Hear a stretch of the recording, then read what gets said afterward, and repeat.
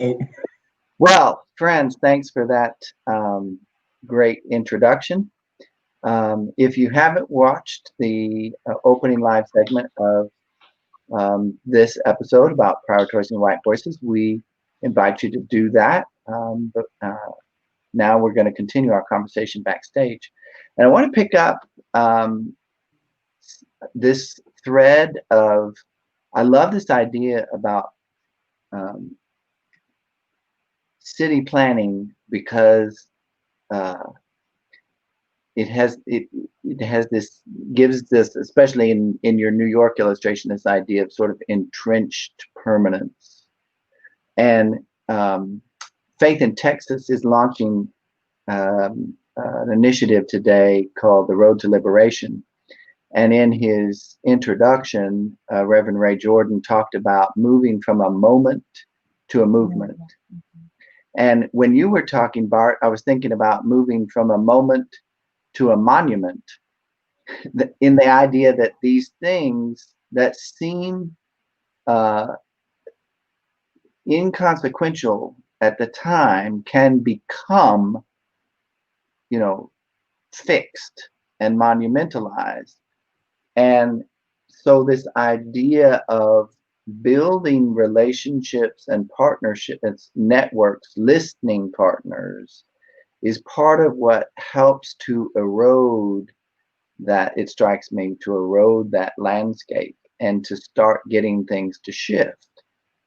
And I've been sitting here thinking this whole time about the intersectionality of this topic and the myth of meritocracy.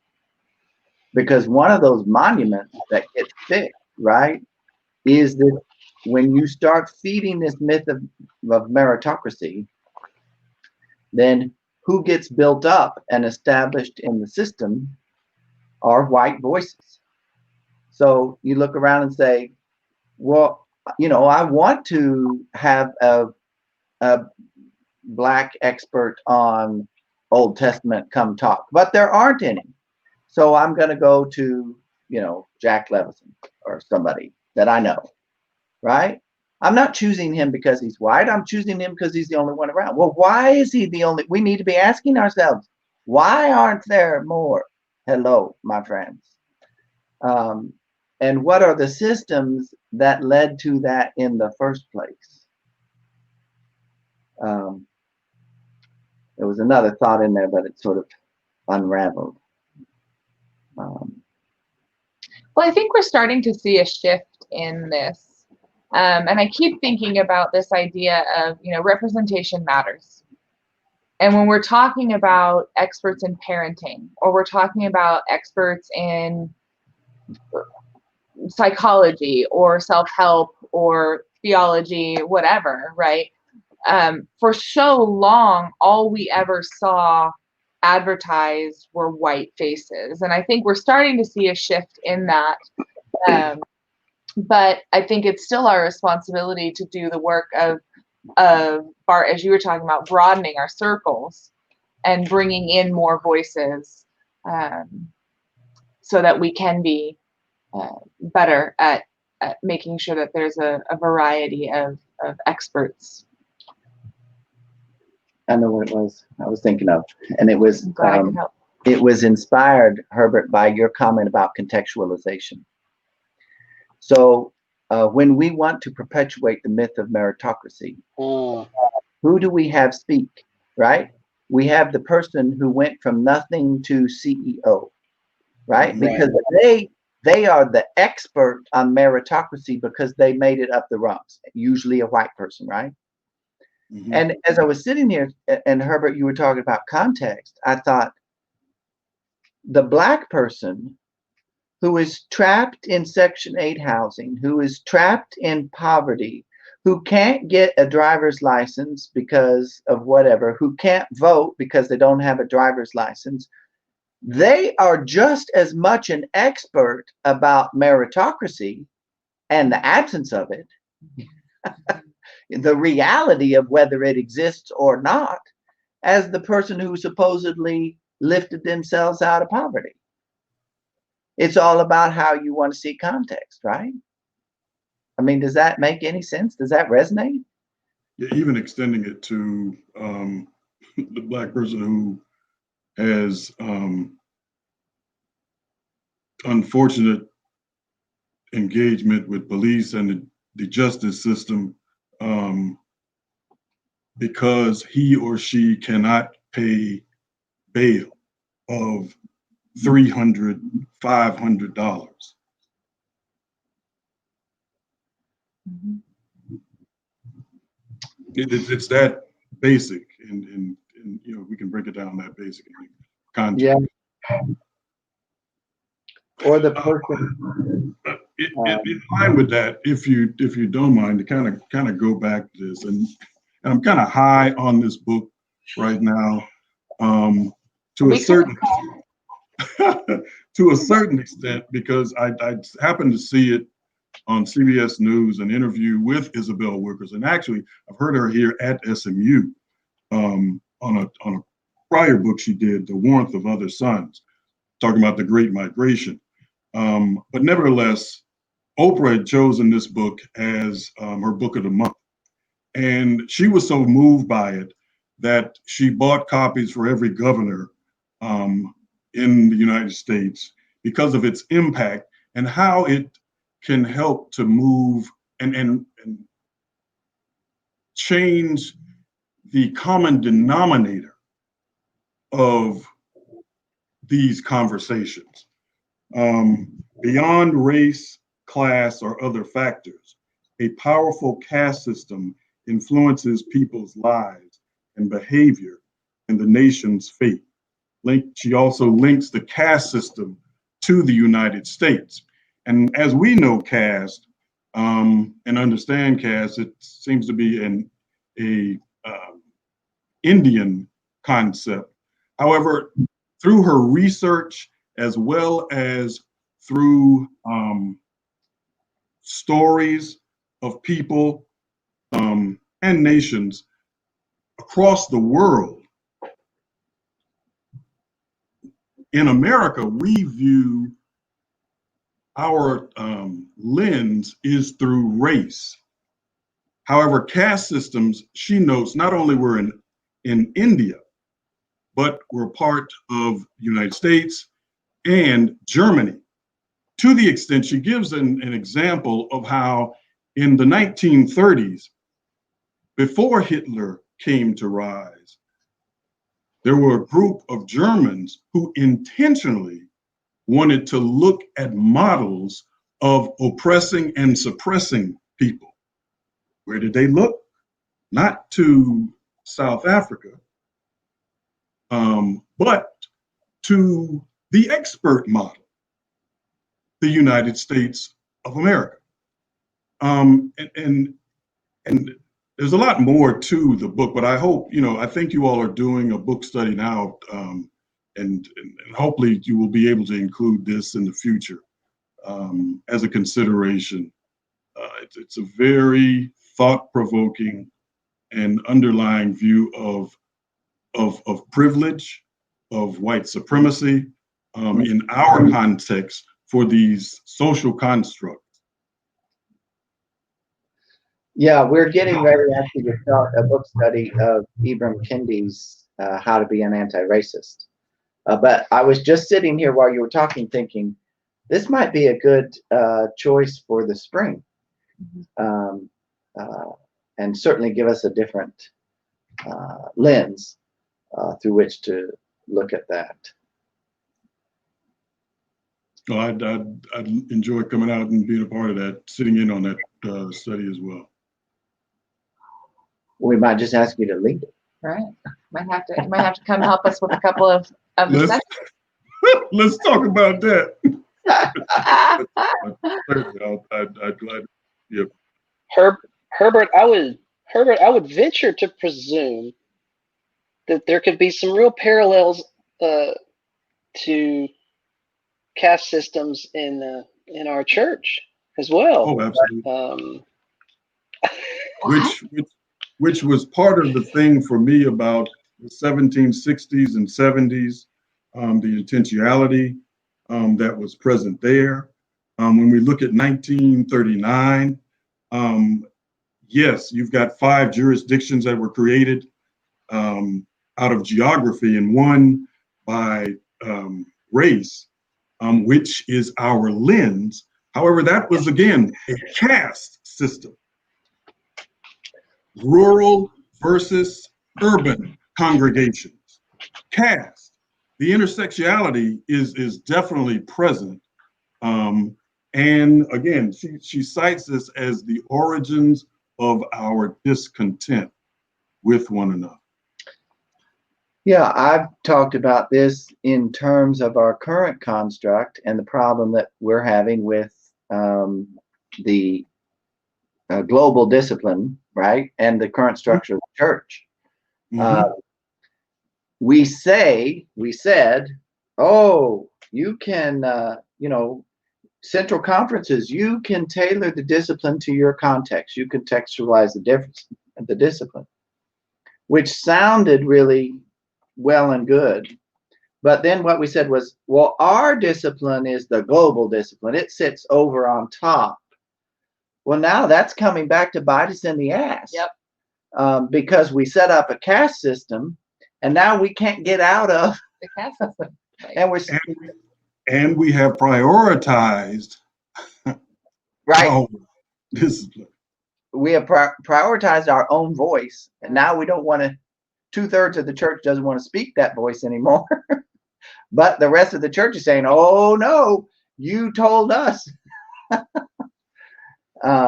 Yeah, that's a real problem. I thought you were going to talk about caste systems in terms of elders and deacons. That's a different webinar. Oh, that can be. I'm sure that the lens fits there as well. Well, and the scriptural and with local pastors. Oh, now there, big time. And the scriptural, I mean, to borrow from your scriptural lens, from your hermeneutic into this, I mean, I think about Numbers 11, 12, and 13, right? Edad, and is it Edad and Medad that are left out?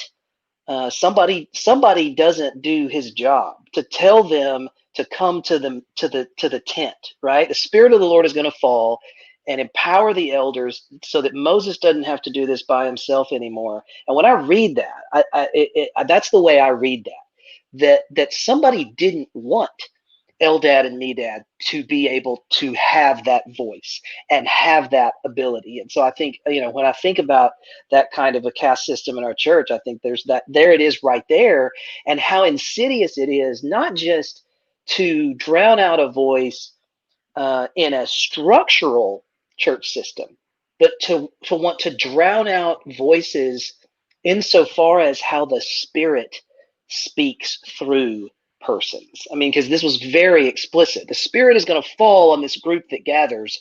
And so somebody didn't get the memo. And I think that had to be intentional. And it's still intentional today, right? And so that I think that sometimes in the church world speaks to how we use expertise in the church world, right? Well, because it's not just that it's expertise, it's that these people are the mouthpiece for God. We have said and declared, in declaring them experts in congregational settings, that they speak on behalf of God better than someone else, which is insidious.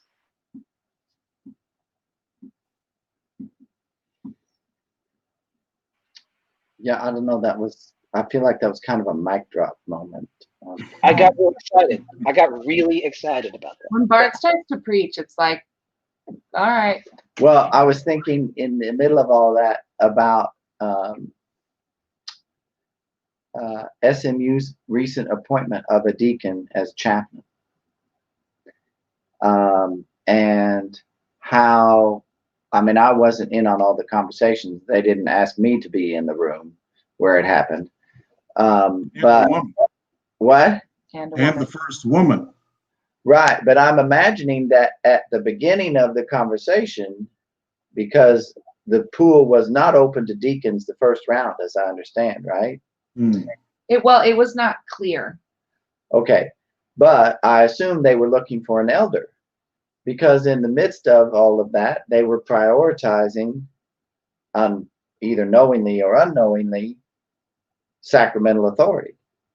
Well, one has to ask oneself, what kind of sacramental life does a university chaplain actually need to exercise? Or is there a different expertise that a deacon actually brings to the table in terms of the world meeting the church, right? Isn't that how one might even define the academy? Especially an academy that has a theology school embedded in it. Like, it's perfect work for a deacon.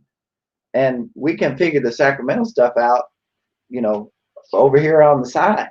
But let's reprioritize what we're looking for in this particular area of ministry, instead of assuming that, it's like this, rungs on a ladder.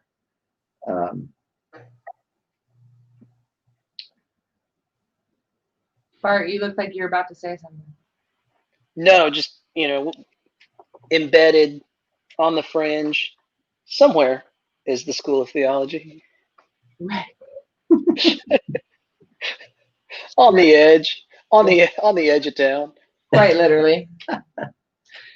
I wonder,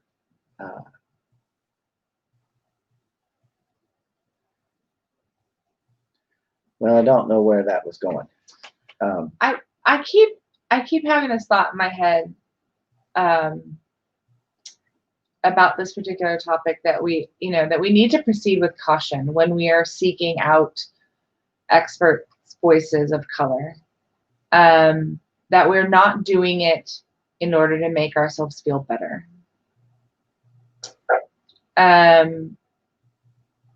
You mean like sort of a tokenism? Yeah. I think that it's really easy for us. This is something I've been struggling with all week, because I just have not been able to find the words or the feelings to deal with Jacob Blake and Chadwick Boseman. Like there's just so much emotion this week.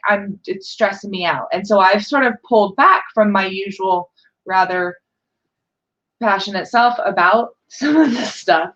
And so I've really kind of been internally processing through some of this and realizing that, I don't want to go to books like Ibram Kendi's book, or even, looking at this new book just so that I can feel better about doing the work. I want to do it because I want to be a part of actual change. Mm-hmm. And so I think that's part of why I had a conversation with somebody the other day about my sort of an attitude which I've had about my interactions with people on social media. And I generally very much care about what people think of me. I get very stressed out if I think people don't like me, or people are feeling like I'm, doing the wrong thing or inadequate, or et cetera, right? So there was just sort of this switch for me around the time of George Floyd's murder, where I just was like, I don't care anymore. Like, I'm not okay with this, right? My desire for the greater good outweighed my desire for approval and affirmation. And so I think that one of the things that we need to really think about as we're working through each of these topics is not so much about feeling better. As white people, of course, is what I'm speaking in that sense. Is not so much about feeling better because we're having these conversations and we're doing the work, but that we're actually really holding ourselves and other people accountable to that work. Yeah, that's all I have to say.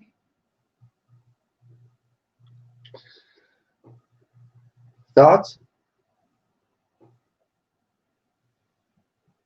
I was struck in the middle of that. I mean, I think when I was trying to answer the question about tokenism, I was drawn back to Bart's comment about decentralizing expertise per se, and Hebert's comment about contextualizing. if we are going to engage conversation partners who are not on our A list of expertise, then we have to be willing to let them recontextualize the issue, the principles, the parameters, the expertise, the truth. Yeah. We have to allow that to happen. That's something I see people just can't do. I mean, one of that, the, yeah. I mean, we had an event here, is it 3 years ago, on campus, and it was the Hispanic Youth Ministry event, and there were these massive lists of like plugging in experts into these workshop topics. And Jeffrey, when you said that, it brought me back to this moment where we all came back and we're like, we can't find the people you're asking us to find to fit these. And the realization that then we need to check ourselves entirely. I mean, yes, why can't we find the people here? But who came up with the concept of having that module anyway? If we can't find the expert that we need to fill that module, then maybe the module is not as relevant as we think it is, right? If you can't find someone in Hispanic ministry to tell you how to start a bowling ministry at your church, maybe you need to look at whether bowling ministry. That's really where I need to go. I'm sorry, Herbert, you were getting ready to say something. No, well, it's along the same lines. It's kind of a basic principle of community organizing. You have to listen to the community and their needs and organize, because within that community are the leaders, the experts, which can help shape the movement. A recent example, even in this new capacity, as of Friday, I was a part of a communication chain by administrators that wanted to respond to the George Blake tragedy. Jacob Blake tragedy. And this was coming from university folks on a Thursday communication that was not necessarily inclusive of students. Well, by noon on Friday, I received another communication that the student athletes had organized a march on campus. And we were just requested to, if possible, this is last minute, but just to be present. The leadership, the whole piece was reprioritized by those most affected and who were experiencing and wanted to let folks know that we're more than just athletes. So I believe it ties in. So the whole hierarchical structure, the organizational structure of the university prioritizes white voices, prioritizes expertise. It assumes that the person who's in the seat of dean of students, or the person who's in the vice president, or the person who's right, that they are in that position because they're experts. So all of this should flow from the top down anyway, right? I mean, this isn't unique to the university. Again, I hate to say, it's how we organize things in white culture. And again, that sort of what blank paper, supposedly blank paper, has already created a framework which prioritizes certain voices on presumed expertise. And what I hear you saying, Herbert, is I don't care if you're dean of students or vice president or how many letters you have after your name, you are not an expert on what it means to be black athlete or a student athlete or a student, period, whatever category you want to go with. Correct. Correct. Can you imagine that? Let me wrap my head around that for a minute. Oh, goodness. Well, any last thoughts on the topic of prioritizing white voices?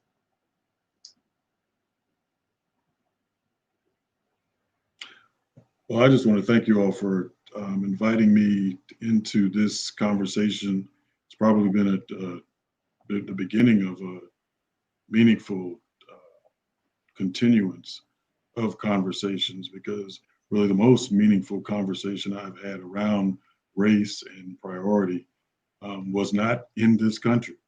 It was in South Africa with a Dutch and Afrikaans